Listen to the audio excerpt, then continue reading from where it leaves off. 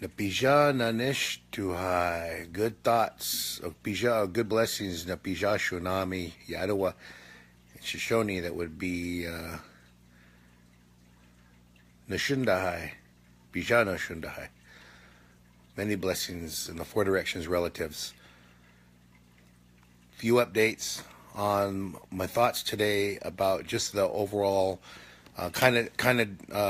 these are just now my personal thoughts and what I've been reviewing for the last 6 months being here in North Dakota.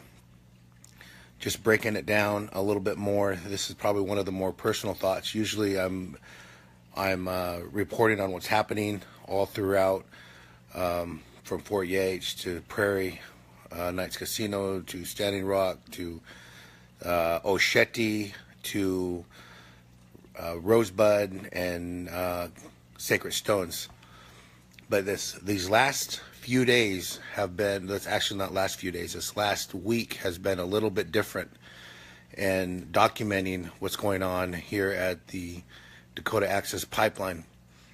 A few days ago, I was sitting having coffee in Fort Yates in a coffee shop, and FBI walked in.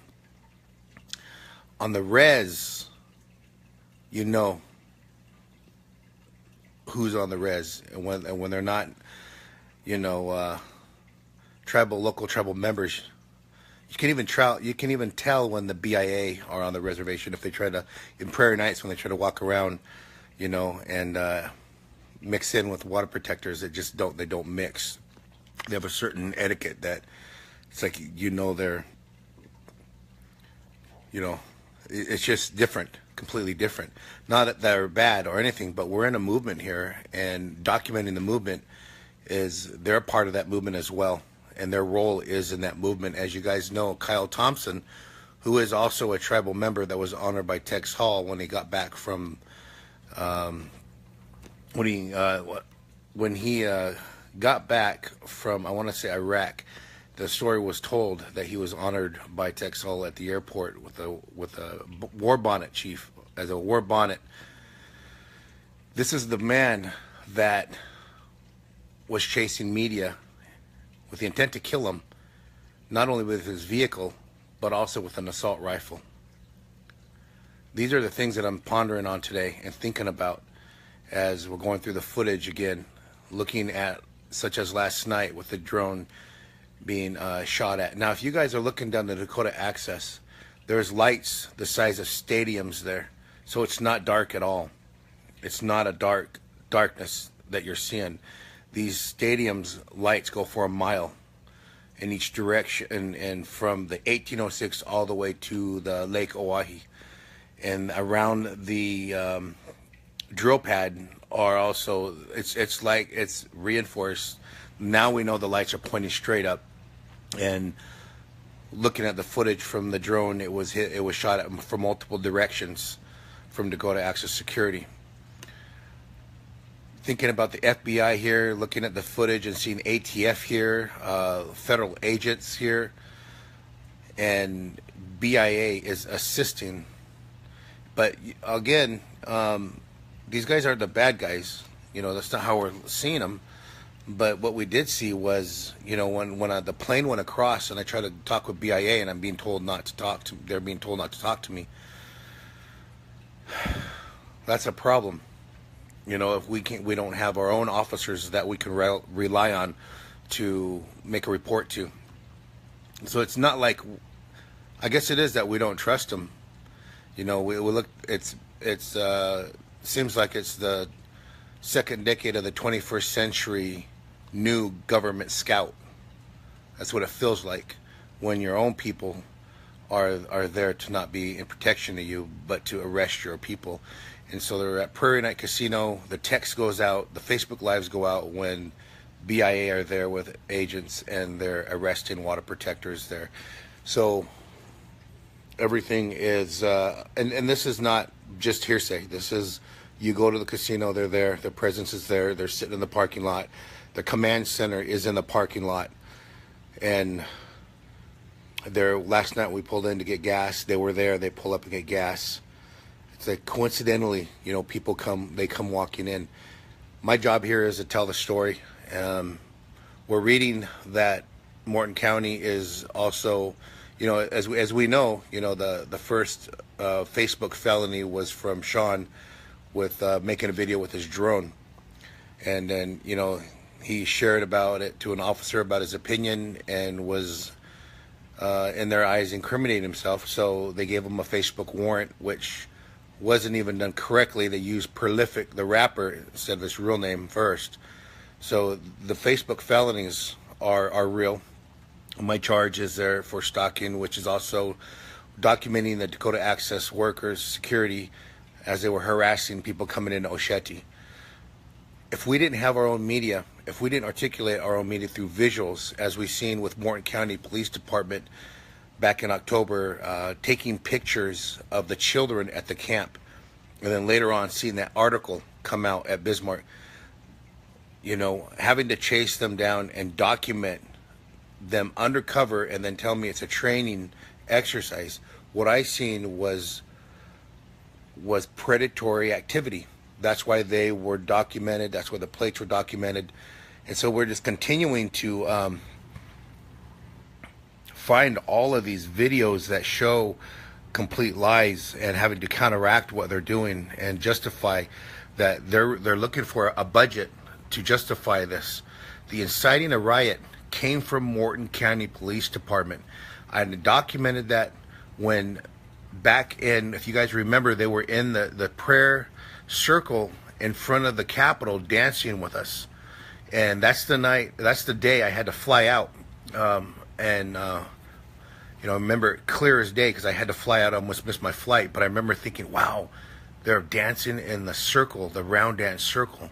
The moment they remove themselves is the documentation a little bit later, as you guys seen over on Highway 6 when I documented them with the mercenaries doing formation actions after the action was already done of the No Dapple, the prayer walk and the prayer demonstration. They had planted willows over there by the pipeline, and so that is the moment that I documented them removing themselves from the circle. And the officer that, I won't say his name, but you can go back and look at the footage of October 8th when they stole my drone.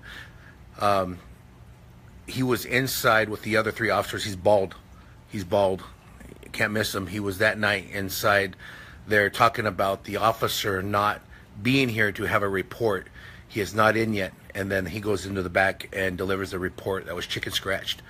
So these video inaccuracies that we continue to document and go over and over and over, them shooting percussion grenades at the drones, just the human rights violations, shooting people in the back. The sickening part is when I documented them when they had urinated in feces on the sacred items that were in the corner where the BIA was. And that's when you guys seen that I interviewed the BIA. And the chief is just his comments and demeanor. You can tell his energy was so negative in how he responded, with no compassion for his indigenous people. You can see it. And I'm going to talk with him again, and his energy is not going to change. And we spoke with many other people that also shared his thoughts and said that his energy is the same way when people talk to him. So that was these moments that we documented with the feces, and oh man, they burned them all and put them to rest, and people's regalia and teepees and tents and items were all demolished. And I continue to document more and looking through that footage, the Kyle Thompson footage, and the way water protectors were hit and beat, and the way they surrounded them, when they did it, so no one can see. And the footage we went through with Red Fawn, what we're having here is political prisoners, and this agenda is reaching far outside of the Morton County Police Department. Now that we have ATF and FBI here, they're talking about in these articles about trying to charge the water protectors here for inciting a riot through social media. And we're going to continue to document this as much as possibly can. As you know, as a journalist and videographer and filmmaker, I'm trying to create a visual, legal narrative with this as much as I possibly can. And I think it's important to continue to document as well as the visuals when I'm there. And when I see these officers, as I documented when 2 BIA guys drove past me going about 80 miles an hour, shit my window. And as looking at this as an educational tool, when we watch the video, no matter what, over above Sacred Stones, no matter what, even if the lady was being rude, even if she was being obnoxious, it gave him no right to start the ATF agent or the federal agent to start beating her with a billy club. It gave them no right to do that. And, watching these guys, I just look at them in a completely different. I mean, they're not there to be friendly. They're not there to talk to you in a good way. They just ignore you. And then also I'm thinking about, Last Child Camp, when we watched the footage in that Last Child Camp, is that there was no negotiation that came through. It was just full military force. So America, what you're seeing here is the preview of a movie coming to your area, coming near you. You're seeing that preview. And when we're looking at the current administration, it just completely escalated. So it's really, we know that in the court system here in Bismarck, it's not going to be just. It's going to be unjust. And that's what, TYT Jordan had also documented there. So how do we protect ourselves from law enforcement that's not going to protect us? Last night when the drone was shot, that place is completely lit up all the way down, lit up. It's so bright that you can go outside and read your book from there. That's how bright it is there. How do we hold them accountable if we have a government that's not going to hold themselves accountable? And this pipeline is not a tagline for those of you 700 water protectors that went to jail, political prisoners soon to be. That is not a tagline. Water is life. And these are the things our people down there are starting to see strongly and feel about, is that this pipeline is just a part of the black snake.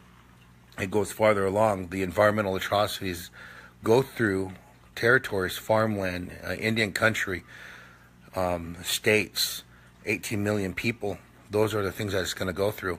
And when we're looking at what they're trying to create new type of laws while this is happening is really scary. So you have to be mindful that being down here, seeing this is happening in real time. The things that they're trying to pass and trying to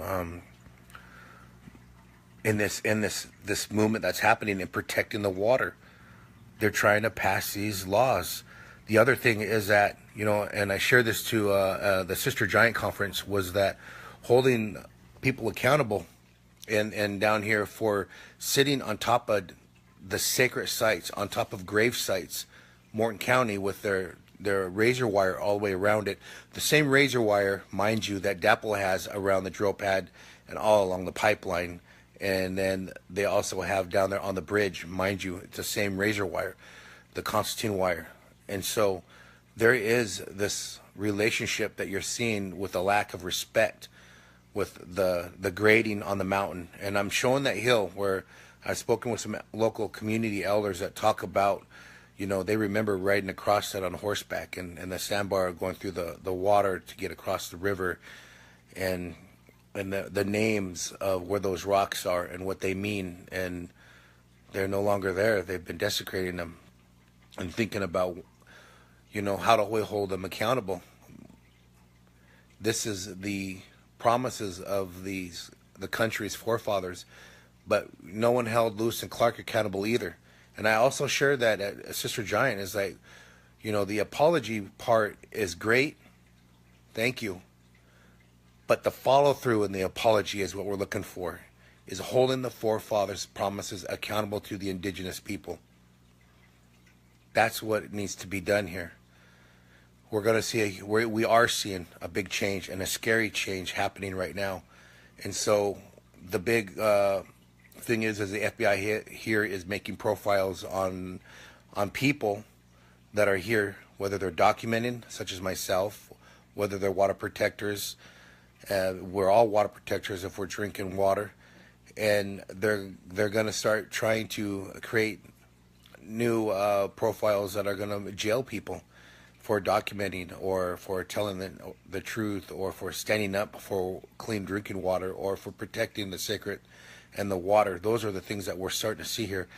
And so be mindful also what you're sharing on social media. Be very mindful and be very careful on how you do it, because now we know that they use social media. You're incriminating yourself and documenting yourself for them. So whenever I go up, told my live feed goes right up to them, goes right up to the Morton County Police Department. And I want to, now that I know that, it also goes to FBI. Now that I know that, and we do know it goes to Dakota Access Mercenaries, because we've seen what happens when we go live in those areas and we see them. And that started back in October. So I'm going to send this blessing out to Morton County, FBI, and the Dakota Access Security, that you have an open mind. You get rid of the anger in your heart, and you start being fair in your decisions, respectful in your decisions, for your generation before you is watching you. Your children are watching you. And that we're sending blessings to the water that you drink, the same drinking water that your children drink, that you share with your grandpa and grandma, aunties and uncles, yourself. And that water is life. You wouldn't go drink the water out of a toilet. You'd rather drink the clean water. And that we're sending blessings your way to be compassionate in the things that you do and open your heart and mind and what people are trying to do to protect and preserve that. You do have a choice to walk away, as we've seen many officers do. You do have a choice to be compassionate. I'm going to say that in a good way. Sending blessings your way. And as we start to see this, you know, is like, it's like, that's it. If you're in any other way, pray in your own way. It'd be like amen if you were praying in any other way. So my thoughts on what I'm seeing here is getting really deep. The emotional part of them on the land, of desecrated land, is really affecting our people as well. Our people are getting stronger and stronger, but when you see that your land is being desecrated, it is really hard. And when you see it with a pipeline on top of it, is hard for a lot of our relatives to see. So those are the things we keeping in mind all the time. Every time I see it, I get really sad, and that's why there's a lot of prayer going on down there, a lot of ceremony. And the other thing is people are asking for the chairman to come by and share his thoughts, or just share his presence, as in to see what's happening down there and to be visual. They don't agree with him and his comments, but he is still the chairman of the tribe. And I think that's what, you know, I'd like to see myself, but I hear other people saying is they'd like to see his presence down there and to help them understand where he's at. And that's important too, is to see that down there at the camp and the cleanup, and to just talk with people, be human, just come around and talk with them, eat with them, go dance with them, you know, go down and sweat with them. Let them know that the move is in a transition right now, and yes, it is a floodplain, but don't make no excuses. A leader should be present down there, and there needs to be a leader down there. Even if you don't agree with the way things are done, a leader is still going to be down there, no matter what. And good tips from Obama that was down there as well. We didn't always agree with that guy and agree with his decisions, but yet he was still present. So role model that leadership, and that's what's important. And to talk with the current people down there that are helping, and get to know them, put your ego aside and your hurt aside, and be there for the people in harsh times, in tough times, in history that we're seeing. You don't want to be down in history on this side, on this platform that the previous interviews have put you on. That's what's important, and a lot of people still believe in that you can do it, that you can go down there and be neutral in solidarity. Even if you don't agree, leadership is still that leadership role, to be down there and to show that is it would gain you a lot of support in any decisions that you would make. And I'm telling you that from my heart, because I heard people say that they still want to see you down there, even though they have felt abandoned. They still want to see you down there and to be a leader. And I think that's important too, that you show up your presence a little bit more, and it would do a whole lot better in the cleanup and in the removal of things during the camp. And people can talk directly to you. That's what I think I would like to see, and that's what I'm hearing down at camp. So that's a good note for the chairman, that he can be a part of. And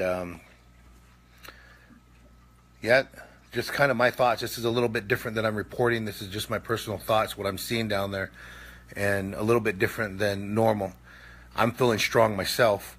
A lot of prayer and thinking about the people down there. Really hurt for a lot of the people when I'm seeing them. And, some of them are in transition here. So here's a good thought.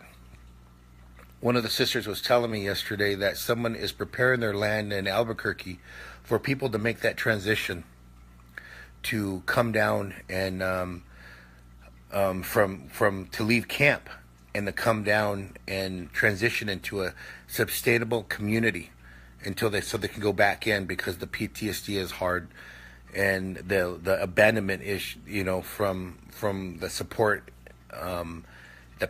The healing needs to be in a small transition back into mainstream. And I thought, wow, what a beautiful thing is to have land offered, to come to that land and get back on your feet, move into transition, whether you go to other actions, whether you go to different places. But a beautiful place to go, and just is to empower people around you to continue a sustainable living, and to make that the next transition in your life. Because people have given up their jobs, they have sold their homes, got rid of their 401ks, projects like that were long-term projects. They came down and supported the tribe, and 120% 2 feet in. Even knowing that, they could go to jail, they could go to prison, and they could pay fines, they still came down. And I believe that's when there's not a guarantee that they would be bailed out as well. So that is something to think about there. And I thank you guys all for what you've done, and I speak with you and talk with you around the area, and you share your story. And I want to thank you guys over at Cannonball and Fort Yates and the Sitting Bull College and the community, and also Osheti, Rosebud, and Sacred Stones. And then also I met people in Bismarck. And thank you guys all. I want to thank the church for calling in to offer to help yesterday. Gave me a call there from Bismarck, and was kind of reluctant when we spoke. And then a little bit later, as we started going, I just let them know, that's great. If you want to come down and help, what do you need to bring? A flatbed to put things on and help move. Need to check in, at security, so we make sure we don't have people there with bad intentions. Explain to them what we're seeing in the media is that people are focused on trash, and with 15,000 people, you're gonna have trash, but they're doing the best they can to clean it up. We also have what's called dapple hoarders, so the people that are cleaning up, they're getting rid of that garbage. So we don't want to keep those things that are no good, and they've been damaged. All right, relatives, just a thought of the day, sharing some thought about the legalities of the videos. That's really hard to watch. A little bit about, you know, what we're seeing with FBI presence here and their intentions, BIA, and also there's a conference coming up with the elders too. That's also coming up in April. So I think that's really good to see right now. There's one conference there with Winona LaDuke that's going on with the Honor the Earth. And so a lot of people are sharing about what's happening here with the pipeline. People are divesting. What can you do? You can divest from Wells Fargo, Chase Bank, Bank of America, and different banks that are associated. You can just put in divest from DAPL and it'll on Google, and it'll pop up where you can divest. And how can you support? You know, that's one way you can support down here is through that divesting right there. Make sure before you divest that you get your credit union, get it all set up, and transition your account over into from out of the bank into the new credit union. Make sure that that credit union is the one that's also not a part of any of the investments in DAPL.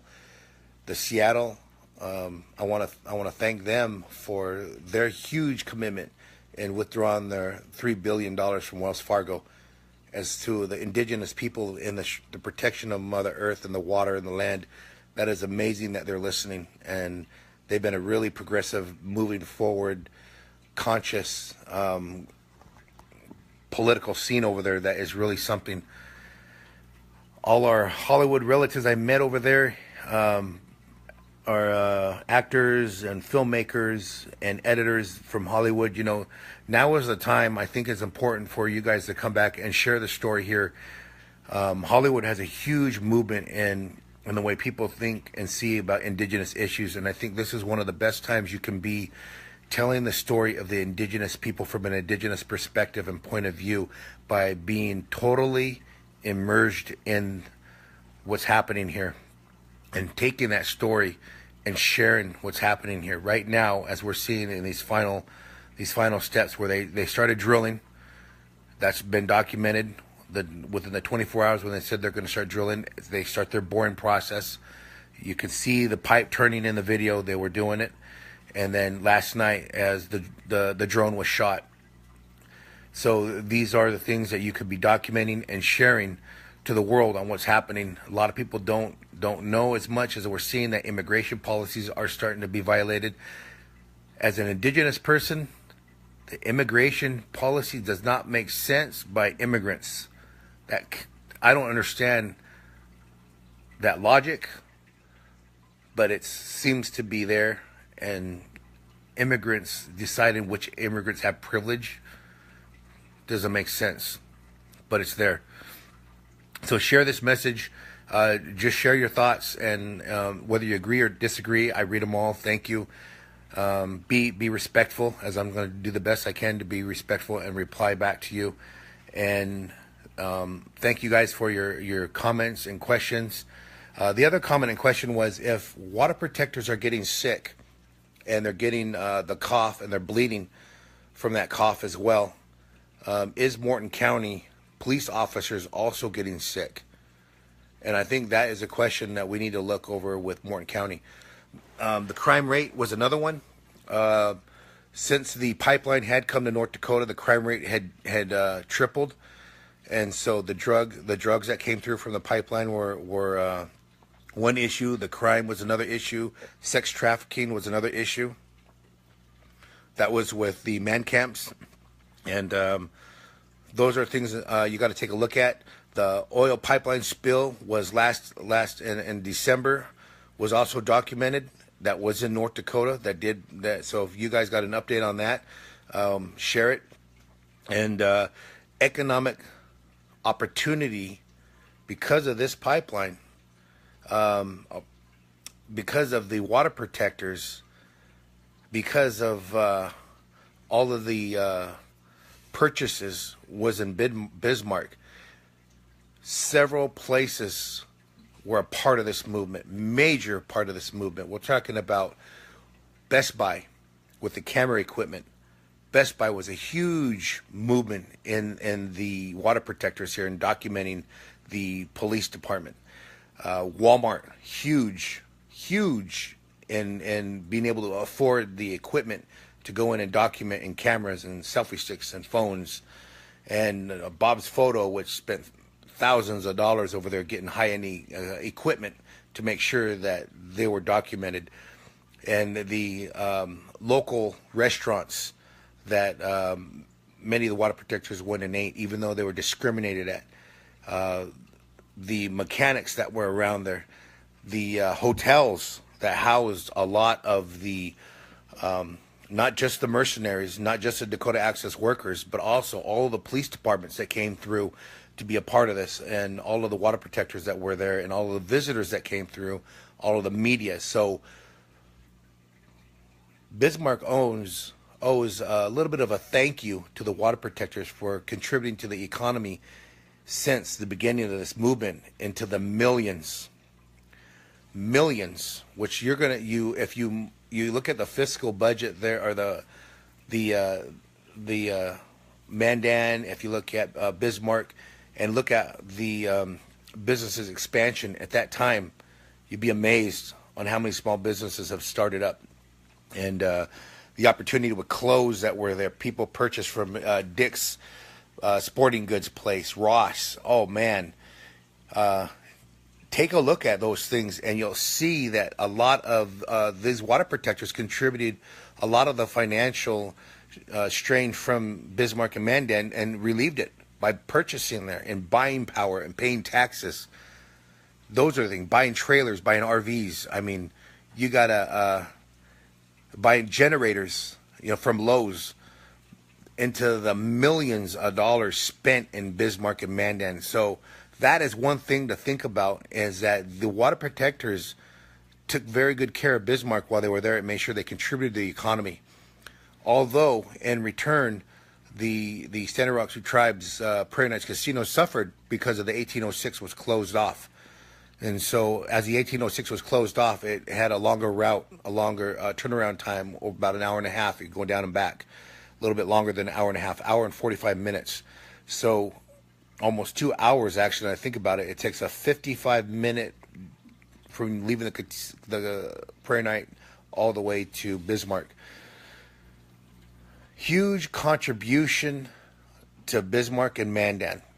Very huge. And if it was around the courthouse, any of those stores and businesses thrived because of the water protectors ate within walking distance. They within walking distance went there. So you guys is welcome. You're welcome for the contribution to the local economy. The water protectors very well participated in that local economy, as well as to any of the fast food joints, pizza, which so much places were reported as racist. Many people still went there who didn't know and contributed. Starbucks was another one. So, you guys think about those local economies that just took off, and local coffee shops where we sat and worked and had coffee, and the buffets over there. So, yes, I was just thinking how well the local economy really thrived because of this down here, which they're not going to say that. You also have conservatives and these political. I mean, I've learned more about the North Dakota politics than I did in my own hometown, more than I've ever known about how it works because of the way they were working. And it didn't really strike my attention until I seen them violating all these issues here and the laws that they were doing and the protocols. And so, yeah, this is what we're continuing to see here. So as this movement stops, you're going to see a crash in Bismarck's economy. And you're also going to see people that moved here because of that. People can't leave because of court dates. So I want everyone to pay attention now to the courts. Pay attention. Call in and ask when a water protector is going to court, and see if you can get that direct information. And you probably won't, because they're not going to be held accountable or hold themselves accountable to know. They're going to be overwhelmed. They're going to make excuses, and they got so much information because somebody dropped the ball in these several months. And what they're going to do is they may drop a lot of the water protectors' charges, and they're going to try to handle them, the state charges, and they're going to try to send them over to the feds. They're going to try to give them the responsibility, but hand them off as felonies. be mindful of the court system. We're going to pay attention to that court system and hold them accountable as much as we possibly can to uphold and the integrity that they got elected into those positions. With that, Bisha, Tsunami, Yarua, stay attention, keep your eyes open, ears open, and get the facts while you're doing this. We're going to continue to share with you the facts as we are going through this.